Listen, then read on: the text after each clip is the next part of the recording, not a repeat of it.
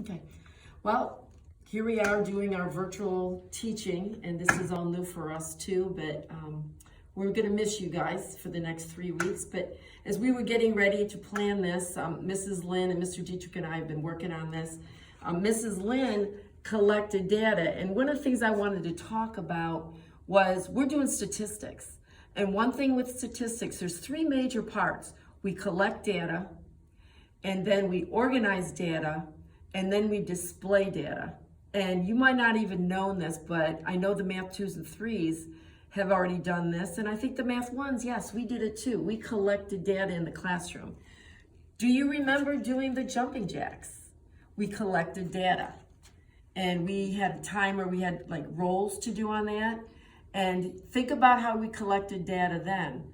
And then after we collected all that data, what did we do with it? Well, we put it in a chart. We organized the data and we put it in a chart. So what Mrs. Lynn did, she collected data from her house. She collected this data from her kids' toys, and she measured it because we needed a measurement statistic. So she measured it, I think it was centimeters. So she collected all that data, and then she put it, she is organizing it on a frequency chart. So we can get a quick look at it, and it's organized from least to greatest. So we can get a good read on it. Then she also organized it in a different way using frequency charts, which we'll take down the road. I'm assuming we'll use this, and we'll make another kind of graph from that information.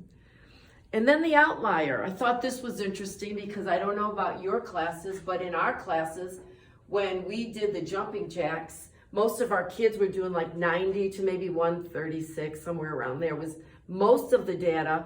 But we had one student who was in 180 something.